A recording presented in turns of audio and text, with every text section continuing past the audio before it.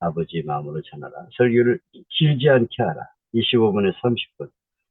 뭐 다른 설교는 좀 길어질 수 있어요. 낮 예배는 특히 30분 넘지 않도록 하시는 게 좋습니다.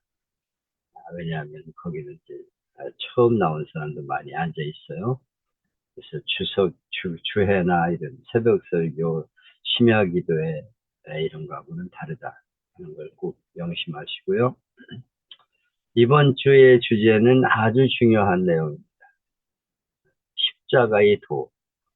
십자가의 도가 우리에게 하나님의 지혜로 주신 것이다. 인간의 지혜로는 구원받을 수 없기 때문에 하나님의 지혜로 우리를 구원할 수 있는 방법이 바로 십자가를 통한 구원이다. 세상에 지혜자가 많이 있는데 인간의 지혜로서는 하나님을 찾을 수가 없지요. 그래서 하나님이 십자가의 도를 전하게 하시는 것, 미련해 보이는 것으로 믿는 자를 구원하기를 기뻐하셨다. 그래서 표적도 필요하고 뭐 지혜도 필요하지만 그런 것들은 인간의 방법이고 오직 하나님의 지혜, 하나님이 우리에게 주신 지혜, 십자가를 통해서 구원받는다. 아주 중요한 메시지입니다. 이번 주가 아주 중요한 메시지라는 걸 꼭 기억하시기 바랍니다. 본문은 십자가의 도가 유대인이나 헬라인이나 누구에게나 구원을 주시는 하나님의 능력과 지혜다. 십자가는 무능해 보이고 어리석어 보이지만 거기에 하나님의 지혜가 있고 능력이 있다. 오직 십자가를 자랑하고 십자가를 전하는 성도가 되도록 말씀을 전해야겠습니다. 아래 내가 작성한 설교 한 편과 몇 분 설교를 싣는데요. 나는 제목을 하나님의 지혜 십자가의 도 그렇게 정했습니다. 여러분은 이제 나름대로 제목을 정하시면 되죠. 오늘 설교가 약 8페이지 정도 되는데요. 이걸 여러분은 절반 정도로 줄이시면 됩니다. 잘 이렇게 참고하셔서 뺄 걸 빼고 요약도 하시고 하면서 설교를 작성하시면 되겠어요. 또 필요하면 다른 아랫분들, 다른 분들의 설교도 참고하시면 되겠습니다.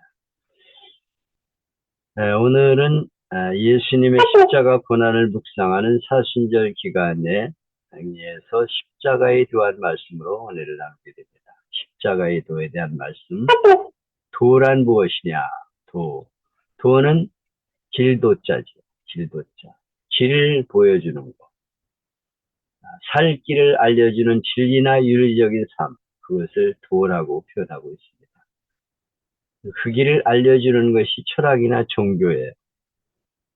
그래서 살 수 있는 길, 우리를 행복하게 하는 길, 그 길을 알려주는 것이 바로 도입니다. 도. 이 길을 바로 잘 들어야 되죠. 엉뚱한 길로 가면 고생하게 되고 실패하게 됩니다. 부산 가야 되는데 아무 길이나 가면 된다. 그러고 가면 안 되죠. 뭐 이 종교 저 종교 다 아무거나 믿으면 된다. 이거는 올바른 말이 아닙니다. 내가 곧 길이요 진리요 생명이니 나로 말미암지 않고는 아버지께로 올 자가 없느니라. 예수님 말씀하셨어요. 오직 하나님께 가는 길은 예수님밖에 없다고 말씀하셨어요. 세상에는 각기 바른 진리를 알려주겠다는 종교가 수없이 많은데 우리 기독교, 불교, 유교, 해교, 도교, 유대교 이런 종교들이 대표적입니다. 근데 어느 종교는 가정과 사회를 건전하고 발전하게 하는 원동력이 되지만 어느 종교는 사회를 퇴보하게 하고 정신을 병들게 하는 원인이 되기도 합니다. 그러므로 그 가정과 교회가 사회가 바로 서려면 올바른 종교를 믿어야 되죠. 그러면 인생에게 바른 삶을 주는 도, 개인이나 사회를 바르게 만드는 종교가 무엇인가? 성경은 오직 십자가의 도, 거기에 우리에게 구원이 있다고 말씀하고 있습니다. 그리고 행복이 있다고 말씀하고 있습니다. 십자가의 도가 멸망하는 자들에게는 미련한 것이요 구원을 얻는 우리에게는 하나님의 능력이라. 멸망하는 자들, 구원받지 못하는 자들은 십자가의 도를 미련한 것으로 보고 어리석게 보지만 구원을 얻는 우리에게는 하나님의 능력이다. 하나님의 지혜다. 그렇게 말씀하고 있습니다. 18절이 요절이에요. 요절. 십자가의 도를 강조하는 기독교가 참된 종교라는 것이 역사적으로 증명되고 있습니다. 일찍이 불교나 유교를 믿어 잘된 나라가 별로 없습니다. 우리나라도 고려시대나 조선시대가 정신적으로 병들었던 이유는 불교나 유교가 사회를 주도했기 때문입니다. 지금도 불교를 보세요. 미신, 점쟁이, 무당과 혼합해서 사회를 병들게 하고 있어요. 원래 불교는 미신이나 무당을 인정하지 않아요. 그런데 변질되었습니다. 불교의 발생지인 인도를 가보십시오. 얼마나 형편없는 나라인지 아주 거지가 득실거리는 나라가 되었어요. 무당들이 왜 자꾸 절 표시를 하는지 알 수가 없어. 전혀 불교하고 상관이 없는데. 그래서 이 사회를 잘못되게 만들고 있는데요. 어저께도 어떤 분하고 대화를 했는데, 자기하고 친한 사람이 이번에 3천만 원 주고 구슬했다. 이런 얘기를 해요. 3천만 원 주고 구슬했대. 3천만 원을 하나님 앞에 헌금하면 얼마나 하나님이 기뻐하시겠어요. 참나. 3천만 원 주고, 굿값이 보통 비싼 게 아니야. 지금 세계에서 가장 강하게 뻗치는 종교가 있다면 이슬람교죠. 전 세계의 5분의 1이 이슬람교예요. 근데 이슬람교를 믿는 나라를 보십시오. 기름이 많은 나라지만은 종교를 잘못 믿음으로 비참하게 살고 있어요. 이슬람교에서는 5가지 신앙적 의무를 실천해야 합니다. 첫째는 신앙 고백으로 알라 외에는 신이 없다. 이렇게 시인을 해야 돼요. 알라 외에는 신이 없다. 둘째는 기도 생활. 하루에 해 뜰 때, 정오에, 오후 중반, 해질 때, 잠자기 전 하루 5번 손과 얼굴을 땅에 대고 기도해 엎드려가지고. 얼마나 이슬람교가 기도를 정성스럽게 하는지 모르죠. 여러분 성지순례 가보면요. 그 이슬람교에서 트는 방송이 있습니다. 오 그러면서 방송이 나오는데 그러면 일제히 일을 하다가도 딱 자리에 거적을 피고 땅에 엎드려 가지고 이제 엎드렸다 일어났다 그러면서 기도를 합니다. 놀라워요.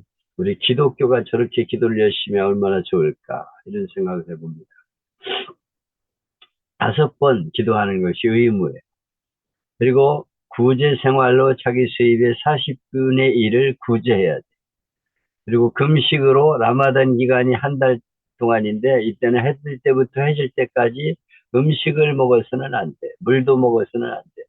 그래서 낮 동안은 아무것도 안 먹는데 들어가면 그냥 막 먹어대.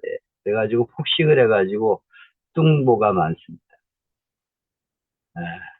가서 보면 참 한심해요. 그리고 성지순례를 해야 되는데 적어도 일생 한 번은 성지순례를 다녀와야 돼. 그래서 이 이슬람의 성지를 구경하기 위해서 그들은 적금을 들고 돈을 모아가지고 거기에 모이니까 너무 많은 사람이 몰려들어가지고 사람에게 치워 죽잖아요. 밀려가지고 이태원 사고처럼. 그래서 많이 깔려 죽고 막 이런 사고들이 나. 우리 기독교가 이렇게 열심히 성지순례를 해야 되는데 특히 남자들에게는 4사람까지 아내를 둘 수 있어요. 그래가지고 아주 이 못된 종교입니다. 그래서 마음에 안 들면 그냥 이혼해버리고 다른 여자 또 거느리고 이래요. 그리고 여자들을 외출할 때 얼굴을 가리고 다녀야하기 때문에 여성인권이 얼마나 비참한지 몰라요. 얼굴 내놨다가는 맞아 죽는 거예요. 그런 의미에서 이 자리에 계신 여성분들은 크리스천 되는 것을 항상 감사하시기 바랍니다. 이런 이슬람권에 비해 서구 사회나 미국 사회를 가보면 기독교의 영향력에 대해서 감탄을 자아내게 됩니다. 야만족이 된 나라가 기독교를 받아들인 후에 얼마나 풍요로운 사회에 찬란한 문명 사회가 되었는지. 세계 선진국은 거의 기독교 국가예요. 그러므로 기독교는 가정과 사회에 가장 좋은 영향을 끼치는 종교죠. 우리나라도 기독교가 들어오면서 개화가 되고 이런 살기 좋은 나라가 되었어요. 옛날에는 아주 양반 쌍놈 그래가지고 정말 비참한 나라였습니다. 근데 이승만 대통령을 통해 기독교 국가가 되면서 이 나라가 잘 사는 나라가 되었습니다. 그리고 기독교가 현세에만 좋은 열매를 주는 종교가 아니라 영원한 생명을 열어주는 종교예요. 그래서 바로 이 기독교가 아, 십자가의 도가 우리에게 하나님의 지혜를 주는 것이다 말씀하고 있어요. 부모는 귀한 말씀이죠. 십자가의 도가 멸망하는 자들에게는 미련스럽게 보이지만 구원을 얻는 우리에게는 하나님의 능력이다 이렇게 말씀하고 있어요. 여기 십자가의 도는 무엇이냐? 나사렛 예수님이 하나님의 아들로 이 땅에 오셔서 십자가에 죽으셨는데 그분의 죽음이 모든 사람의 죄를 씻고 사망의 세력을 이기고 구원의 길로 가게 한다 하는 것이 십자가의 도예요. 이런 십자가가 지금은 자랑스러운 심벌이 되었죠. 세상 사람들도 십자가 인정합니다. 교회 예수 믿는 사람들은 다 십자가 걸어놓고 있다. 천국 복음이 저자시와 누룩처럼 모든 민족과 나라에 전파될 것이란 예수님의 예언대로 복음이 전 세계에 퍼졌기 때문에 지금은 신자나 불신자나 십자가를 이상스럽게 생각하지 않아요. 자연스럽게 받아들이고 때로는 자랑스럽게 생각하며 어떤 이들은 목걸이를 사용하고 어떤 이는 귀걸이도 사용합니다. 예배당은 말할 것도 없고 가정집에 그것도 안방에 십자가를 걸어놓지 않아요. 그렇지만 이 십자가가 원래는 당당하게 드러내고 자랑스럽게 생각할 수 없는 것이었죠. 로마 제국에서 가장 극악무도한 자를 죽이는 사형수단이 십자가였어요. 십자가를 영어로 크로스라고 하는데 이 말은 라틴어의 크룩스라는 말에서 나온 것인데 고문대, 형틀이다. 아주 비참한 형틀입니다. 또 십자가는 헬라어로 스타로스라고 하는데 이 말의 의미는 불행한 나무. 나무에 매달려 가지고 죽는데 거기에서 죽는 인간은 불행한 인간이다. 그것이 그때 당시 사람들이 생각하는 십자가였습니다. 오늘 말씀은 두 종류의 사람들에게 십자가가 무엇인지를 말하고 있어요. 첫째는 유대인, 또 하나는 헬라인입니다. 이 두 사람은 당시 세계를 말하는 이스라엘의 표현이었습니다. 유대인 사고에 의하면 세계는 선택받은 유대인과 선택받지 못한 이방인 둘로 나뉘어져 있었어요. 그 이방인을 대표하는 사람이 헬라인입니다. 그러니까 세계에는 두 종류의 사람이 있다는 거예요. 유대인이 있고 헬라인이 있다. 먼저 유대인에게 십자가는 무엇입니까? 23절에 보면 유대인에게는 거리끼는 것이요. 거리낀다는 말은 넘어지게 한다. 길거리에서 발뿌리에 채어 사람을 넘어지게 하는 돌멩이 같은 것이다. 그래서 유대인들은 십자가를 꺼렸습니다. 아이고 십자가 보기만 해도 안 돼. 저건 우리를 넘어지게 하는 거야. 이렇게 생각했죠. 바울은 유대인에 대해서 표적을 구하는 민족이라고 평했습니다. 표적이나 이적이나 기적을 추구하고 열광하는 사람들이 유대인입니다. 그래서 우리에게 표적을 보여주세요. 십자가는 기적과는 너무 거리가 있죠. 로마의 압제로부터 해방시킬 정치적인 메시아가 아님을 알고 그들의 마음은 실망을 넘어 분노로 극에 달합니다. 그래서 그들은 터무니없게 바라바를 놓아주고 예수님을 십자가에 예수를 못 박으라 이렇게 외쳤어요. 유대인들이 얼마나 십자가를 싫어하는지 이훈재 목사님이 갑자기 생각이 안 나죠. 그 기장의 이중표 목사님 후임으로 요 강남에서 분당에서 목회를 하신 분인데 지금은 이제 아프리카로 가서 선교사가 되었습니다. 이 이훈재 목사님이 이스라엘에 유학 갔는데 한 번은 딸이 히브리 유치원을 다니는데 산수 숙제를 하고 있어요. 그래서 보았더니 플러스 표기를 잘못하고 있어요. 더하기 표기를 하지 않고 우리말로 오자의 받침만 따서 아래 오자로 표시하고 있어요. 그래서 야 더하기 표기를 그렇게 하면 안 돼. 그랬더니 딸이 말합니다. 아빠 선생님도 그렇게 쓰고 친구들도 그렇게 써. 깜짝 놀라 다음날 히브리 대학 다니는 학생에게 플러스 표시를 어떻게 하느냐 그랬더니 그 학생도 O자로 표시했어. 하도 이상해서 왜 그렇게 하냐 물었더니 대학생이 말합니다. 우리는 플러스 표기를 하다가 십자가를 기억하는 것도 싫다. 이 정도가 유대인이 생각하는 십자가입니다. 세상 모든 나라가 하는 공통적인 플러스 표시를 이스라엘만 다르게 하고 있어요. 십자가는 모양도 보기 싫다는 거예요. 꼴도 보기 싫다는 거예요. 유대인이 생각하는 메시아는 정치적인 메시아입니다. 그래서 메시아는 반드시 죽어도 안 되고 죽을 수도 없어요. 근데 바울은 말합니다. 유대인은 표적을 구하고 헬라인은 지혜를 찾으나 우리는 십자가에 못 박힌 그리스도를 전하니 유대인에게는 거리끼는 것이요 이방인에게는 미련한 것이로되 오직 부르심을 입은 자들에게는 유대인이나 헬라인이나 그리스도는 하나님의 능력이요 하나님의 지혜니라. 하나님의 미련한 것이 사람보다 지혜 있고 하나님의 약한 것이 사람보다 강하니라. 두 번째 헬라인이죠. 헬라인에게는 십자가가 어떤 십자가입니까? 헬라인은 지혜를 찾으나 그랬어요. 헬라인은 당시 가장 지혜로운 백성이라고 자부했습니다.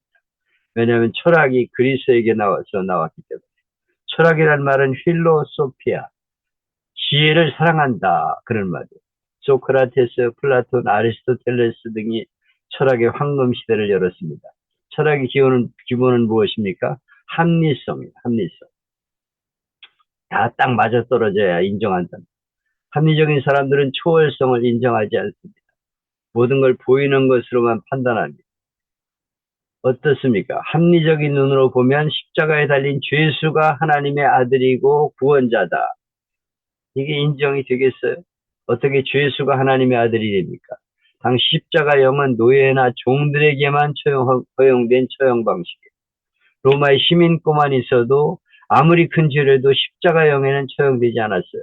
근데 하나님의 아들이 십자가에 죽는다?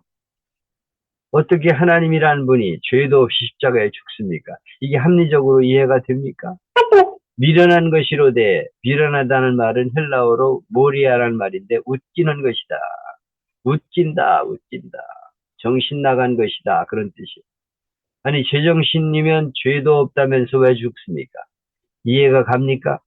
그리스 신화에 나오는 신들은 그렇게 어리석게 죽지 않아요. 제우스를 중심한 12주신들은 인간처럼 먹고 마시고 장가가고 시집도 갑니다. 싸우기도 하고 치고받고 싸워 끝까지 이기는 자가 승리자예요. 근데 이 힘없이 십자가에 죽는 예수, 하나님이 십자가에서 죽었다? 인정을 못해. 저들은 믿을 수가 없어요. 로마 사람들은 십자가를 향해 이렇게 외쳤습니다. 네가 왕이라면 왕다운 실력을 보여라. 십자가에서 내려와라. 이렇게 외쳤어요. 리더의 자리에 걸맞는 능력이 있어야 된다는 것이 십자가의 도를 바라보는 로마 사람들의 시장입니다. 강자의 철학이고 정복자의 관점입니다. 로마 제국은 그런 가치관을 가지고 500년 동안 팍스 로마나를 이루었어요. 소수의 천재, 소수의 비범한 자를 구합니다. 그래서 나라의 운명을 그에게 맡겨서 계속적인 제국의 부흥을 꾀하고자 했어요. 로마에 가보면 콜로세움이라는 대형 원형 경기장을 볼 수가 있습니다. 이곳은 로마의 권력이 십자가를 미워해서 모독하고 저주했던 장소지. 기독교가 박해를 받던 시대에 얼마나 많은 순교자가 이곳에서 피를 흘렸는지 모릅니다. 그래서 수많은 사람이 사자밥이 되고 거기서 검투사와 싸우다가 다 죽고 십자가에 달린 예수님을 로마의 황제보다 더 위대한 황제로 모신다고 인류의 구주라고 그렇게 믿는 많은 기독교인들이 원형 경기장에서 맹수의 밥이 되고 검투사의 상대가 되어 죽어갔습니다. 그런데 이 로마 제국의 힘과 권세를 상징하는 이곳에 지금은 대형 십자가가 우뚝 세워져 있는 것을 볼 수 있어요. 그러므로 이제 시간이 흘러서 누가 이런 십자가를 약하다고 하겠습니까? 십자가는 강합니다. 십자가는 능력이 있어요. 십자가는 하나님과 사람 사이 막힌 덤을 헐고 하나님을 아버지라 부르고 예수님을 구주로 섬기고 성령의 감동과 인도하심에 따라 사람들의 심령의 에덴 동산을 다시 세우는 능력이 있습니다. 죄로 잃어버렸던 아름다운 세계, 눈물도 없고 죽음도 없고 애통하는 것이나 곡하는 것이나 아픈 것이 없는 세상을 이루어내는 방법, 그것이 바로 십자가입니다. 이것이 십자가의 도예요. 다만 세상의 약한 것들을 택하사 강한 것들을 부끄럽게 하려고 약해지신 것뿐입니다. 그렇기 때문에 힘으로 세계를 지배하려 했던 박스로만하는 역사의 무대에서 사라졌지만은 가장 약하게 보인 십자가의 도가 전 세계에 퍼져 오늘도 하나님의 나라를 세워가고 있습니다. 이른바 팍스 크리스투스, 예수님을 통해서 평화가 실현되는 세상이 이루어지게 되는 것입니다. 그렇지만 안타깝게도 지금도 십자가의 도를 어리석고 미련스럽게 여기는 사람이 많습니다. 세상 사람들은 우리가 예배당에 앉아 예배드리는 걸 미쳤다고 생각합니다. 이 좋은 날씨에 야외도 안 나가고 휴일을 즐기지 않는 걸 이상하게 생각하고 이해를 못. 참 어리석고 재미없고 답답한 맹추들이다. 바보들이다. 교회를 위해 시간 바치고 물질 바치고 정성을 쏟는 건 이해가 되지 않습니다. 우리 한국교회의 초창기는 이런 훌륭한 믿음의 선진들이 흘린 땀과 피에 의해서 이렇게 우리 한국교회가 이루어졌습니다. 처음 그분들은 온갖 오해와 시기와 미움을 받아가며 교회를 품에 안고 복음의 씨를 뿌리고 물을 주고 걸음 주고 애지중지 보살피며 키웠습니다. 우리 어머니들은 집안 문중과 마을 유지들의 유교 봉건적인 눈총을 수없이 받아가며 교회를 사랑하고 주님을 위해 헌신했어요. 그 희생 때문에 지금은 교회가 마을 오구에 우뚝 서 구원의 빛을 내고 있습니다. 그렇습니다. 어머니, 당신은 교회와 혼인하셨습니다. 교회가 당신들의 가정이었고 일터였고 남편이었습니다. 그 교회를 사랑하고 가난하고 어렵고 병든 사람을 찾아다니며 무수히 많이 전도하셨습니다. 한 번 가고 두 번 가고 또 가서 권면하고 설득하고 사랑하고 위로하며 논두렁 지나고 산을 넘고 물을 건너 다니셨던 어머님들입니다. 그 어머니는 당신의 남편보다 목사님을 극진히 섬기시고 주일학교 교사들 식사를 대접하는 데 으뜸이었습니다. 구역 식구들을 당신 자식보다 더 받들었습니다. 성탄절 새벽송을 마치면 그 언손을 녹여주고 따뜻한 떡국으로 한 사람 한 사람 먹여주었습니다. 당신 자신을 위해서는 무척이나 절약하면서도 교회를 위한 일에는 소중한 물질을 덤성덤성 내놓으셨습니다. 그렇게 우리 한국교회가 성장했습니다. 그래서 이름 없는 빚도 없이 오직 교회만을 위해 살다가 하늘나라로 갔습니다. 세상 사람들은 그런 어머니를 미쳤다고 조롱했어요. 누구는 계산할 줄 모릅니까? 누구라도 편하게 살고 싶지 않습니까? 그렇지만 어머니는 그렇게 살지 않았습니다. 왜요? 십자가의 도가 어머니를 감격시켰기 때문에. 십자가의 도가 우리에게 구원을 주는 하나님의 능력임을 깨달았기 때문에, 하나님의 지혜임을 깨달았기 때문에 그들은 자기의 일생을 바쳐 교회를 위해 헌신하게 된 것입니다. 십자가의 진수를 알지 못하는 자들에게 복음과 교회는 따분하고 답답하고 재미없는 것으로 보일 수 있지만 성도들에게는 결코 그럴 수가 없다는 거예요. 구원을 받은 우리에게는 하나님의 능력이다. 그거 십자가의 도입니다. 어떤 능력입니까? 죄를 사하는 능력, 구원의 세계로 이끄는 능력입니다. 우리는 다 죄인입니다. 아무리 노력해도 역시 죄인이고 죄로부터 자유로울 수가 없어요. 그럼에도 우리가 살아가는 것은 십자가에 내 대신 죽어주신 예수님의 피의 공로 때문에, 은혜가 있기 때문에, 십자가는 죄를 사하여 천국에 들어갈 수 있는 능력이 되게 합니다. 죄짐을 지고 괴로워합니까? 주님과 나만 하는 죄로 무거운 발걸음을 걸어 이렇게 예배당에 나오셨습니까? 주님의 십자가를 바라보세요. 주 앞에 흐르는 생명수가 죄와 허물을 씻어 정결하게 하십니다. 성경은 말씀합니다. 그 아들의 피가 우리를 모든 죄에서 깨끗하게 하실 것이다. 오라 우리가 서로 변론하자. 너희 죄가 주홍 같을지라도 눈과 같이 이어질 것이요 진홍같이 붉을지라도 양털같이 희게 되리라. 이제 그리스도 예수 안에 있는 자에게는 결코 정죄함이 없나니 이는 그리스도 예수 안에 있는 생명의 성령의 법이 죄와 상어의 법에서 너를 해방하였습니다. 이 십자가의 도는 병을 치료하는 능력이고 하늘 문을 여는 능력입니다. 예수님의 이름에는 힘이 있습니다. 마귀가 예수의 이름에 도망칩니다. 각색 병자들이 고쳐지는 능력입니다. 예수님이 찔린 것은 우리의 허물 때문이고 예수님이 상한 것은 우리의 죄악 때문입니다. 예수님이 징계를 받음으로 우리는 평화를 누리게 되고 예수님이 채찍에 맞음으로 우리는 나음을 받았습니다. 우리는 영도 병들고 마음도 병들고 육체도 생활도 병이 들었습니다. 하나님께 쫓겨난 인간은 병든 인간인데 예수님이 십자가를 통하여 우리에게 치료의 능력을 주셔서 고침받는 자녀가 되게 하셨습니다. 질병과 마음의 상처와 고통을 안고 예배당을 찾아오셨습니까? 십자가에 달려 보혈의 피를 흘리신 예수님을 붙잡으시기 바랍니다. 십자가를 바라보세요. 십자가의 도에는 죽음 권세를 이기는 부활의 능력도 담고 있습니다. 죽어도 다시 사는 능력, 영원히 사는 능력이 있습니다. 십자가를 의지하는 자, 신령한 몸으로 부활하여 하늘나라에 들어가 주님과 함께 새하늘과 새 땅을 누리며 영원히 살게 될 것입니다. 바울 사도는 이런 십자가를 붙들고 오직 복음을 전했습니다. 십자가를 전했어요. 그는 그렇게 외칩니다. 내가 너희 중에서 예수 그리스도와 그가 십자가에 못 박힌 것 외에는 아무것도 알지 않기로 작정하였습니다. 내게는 우리 주 예수 그리스도의 십자가 외에는 결코 자랑할 것이 없으니 그리스도 십자가로 말미암아 세상이 나에 대해 십자가에 못 박히고 나 또한 세상에 대해 그러하니라. 십자가의 도가 멸망하는 자에게는 미라는 것이면 구원을 얻는 우리에게는 하나님의 능력이다. 이렇게 외쳤어요. 사도 바울이 아덴에 가서 헬라 철학자들과 변론을 이기려고 했는데 실패했어요. 여러분, 변론에서 이기지 못합니다. 예수 믿는 것 때문에 안 믿는 사람과 말싸움하지 마세요. 내가 이기면요, 그 사람이 기분 나빠 안 나오고 짐은 져서 안 나와요. 십자가를 자랑하고 십자가를 전할 때 거기에 능력이 있습니다. 그래서 사도 바울이 오직 십자가만 전해야 되겠다 결심합니다.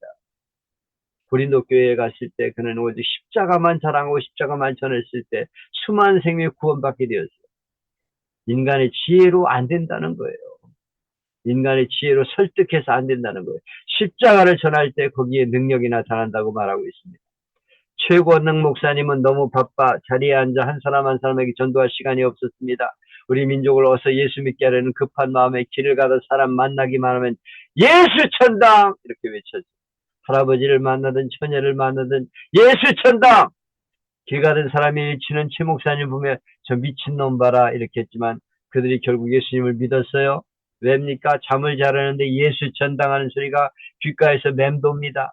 아이고 예수 귀신이 붙었구나. 그리고 귀신 때려고 예수 귀신 때려고 교회 갔다가 예수님을 믿게 되었습니다. 이런 일도 있었다고 합니다. 하루는 최고능 목사님이 길을 가는데 맞은편에 신사 5사람이 걸어와요. 목사님이 그들에게 말합니다. 예수 천당!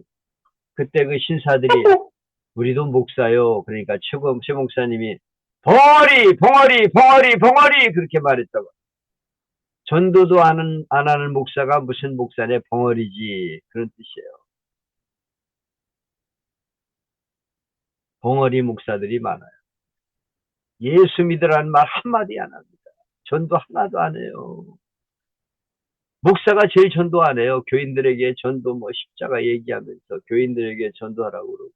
내가 옛날에 그랬다니까. 5년 동안 개척교회하고 전도하러 나 안 나갔어. 그러다 하나님이 나에게 깨달음을 주셨죠. 눈물 흘리며 씨를 뿌리면 기쁨으로 거두게 된다. 나가서 전해라.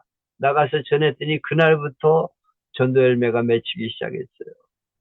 여러분, 예수님의 십자가를 전할 때 하나님의 능력이 나타나게 되는 것입니다. 전도는 내 지혜로 하는 게 아니에요.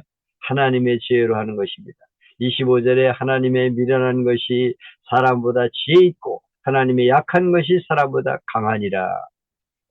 하나님이 미련하다는 게 아니고 사람 보기에는 미련하게 보여도 똑똑한 사람의 지혜보다 하나님이 더 지혜롭다는 거예요. 하나님이 약한 것이 사람보다 강하다.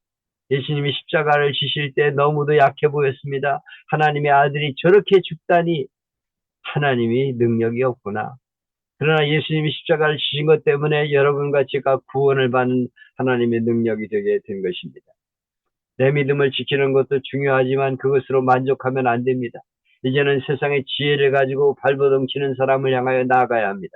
십자가를 통할 도를 깨닫지 못한 자들은 겉으로 볼 때는 그럴듯하지만 속은 숯덩이처럼 변해 있어요. 그들은 지금 누군가 자기의 손을 잡고 일으켜 세워지기를 기대합니다. 자신의 아픔을 함께 끌어안고 위로하고 격려해 주기를 원하고 있어요. 아주 절친한 두 친구가 있었습니다. 같은 마을에 태어나 줄곧 같은 학교를 다녔던 중마고우였습니다. 같이 군에 입대를 했는데 전쟁이 터졌어요. 둘은 같은 부대 병사가 되어 전투에 참가했습니다. 숱한 전투를 치르며 죽을 고비도 여러 번 넘겼습니다. 그러던 중 종전을 앞두한 얼마 앞둔 상황에 마지막 전투에 참여하게 되었습니다. 치열한 전투 속에서 한 명이 돌격하다가 적탄을 맞고 쓰러졌습니다.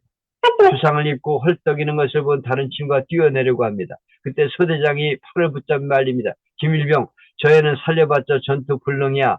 그리고 우리가 진격이나 퇴각할 때도 짐만 될 뿐이야. 게다가 너까지도 위험해. 전쟁 중에 어설픈 감상은 집어치워. 그러나 그 친구를 시험하는 친구를 내버려 둘 수가 없었어요. 친구는 소대장의 팔을 뿌리치고 총알이 빗발치는 가운데 친구를 향해 뛰어갑니다. 얼마 후 그는 피범벅이 된 친구를 등에 업고 참 안으로 돌아왔어요. 등에 업혔던 친구는 이미 죽어 있었습니다. 그를 업고 온 친구 역시 여러 곳에 총탄을 맞아 숨을 헐떡이며 피를 흘립니다. 화가 난 소대장이 소리쳤습니다. 야, 내가 뭘 했어? 네 친구는 죽었어. 너 역시 부상을 입지 않았냐? 우리 부대의 소대의 전투력 손실도 마찬가지야. 그런 무모한 행동이 도대체 무슨 이득이 있냐? 소대장의 다그침에 친구는 희미한 미소로 대신합니다. 그리고 가쁜 숨을 몰아쉬며 이렇게 대답합니다. 저는 큰 이득이 있었어요. 친구에 갔을 때 친구가 제게 말하더군요. 난 내가 내게 올 줄 알았어. 그렇습니다. 지금 누군가가 고통 가운데 신음하고 있는 그 사람이 자기를 데려오라고 기다리고 있어요. 우리의 가족과 친지들이 나 좀 데려다가 살려달라고 죽어가고 있습니다. 우리의 게으름 때문에, 우리의 무관심 때문에 영혼을 방치한다면 우리는 그 사람을 멸망의 구렁텅이로 빠뜨리는 거예요. 그 영혼은 멸망과 구원의 갈림길에서 멸망의 길로 떨어질 수밖에 없습니다. 그들이 우리를 간절히 기다리고 있어요. 그들을 향해 우리는 찾아가 십자가를 자랑하고 십자가를 전해야 합니다.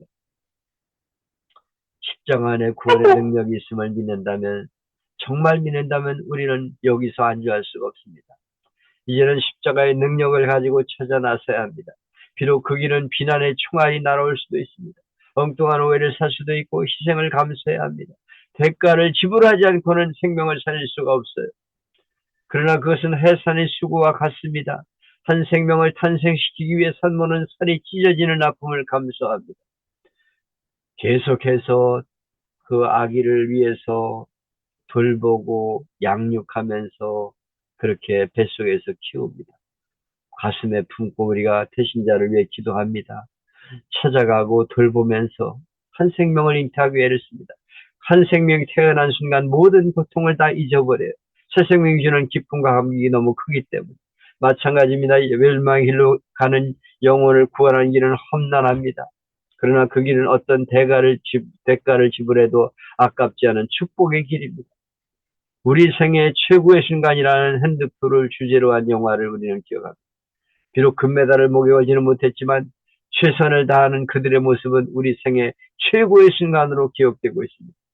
우리 생애 최고의 순간은 언제일까요? 자녀가 태어나는 날, 학교 졸업하는 날, 원하는 직장에 취업하는 날, 결혼하는 날, 나름대로의 삶의 기쁨을 주는 날도 있습니다. 그러나 신앙적으로 볼 때, 우리 주님의 마음으로 볼 때, 우리 생애의 최고의 날은 언제일까요? 바로 예수님을 나의 구주로 고백한 날이 아닐까요? 그렇다면 오늘도 세상의 지혜로 하나님을 깨닫지 못하고 구원과 멸망의 갈림길에 서 있는 영혼들에게 십자가의 도를 전함으로 그들이 생명의 빛 가운데 들어온다면 그보다 더 감격스러운 일이 어디 있습니까? 예수 생명 잔치를 통하여 주님은 우리에게 생애 최고의 순간을 만들기 기대하고 있습니다. 그것은 바로 이 세상이 자기 지혜로 하나님을 알지 못하기 때문에 십자가의 전도, 십자가를 전하는 전도의 미련한 방법으로, 전도 미련한 방법이죠. 십자가 나가 전하면 미련하게 보입니다. 그러나 그것을 통해 한 영혼을 구원하는 것입니다. 십자가는 바로 구원과 멸망의 갈림길입니다. 우리가 이 사실을 믿는다면 십자가, 그 영혼의 울림을 가족과 친지와 세상에 전함으로 우리 생애 최고의 순간을 만드는 예수 생명 잔치가 되기를 축복합니다. 아유.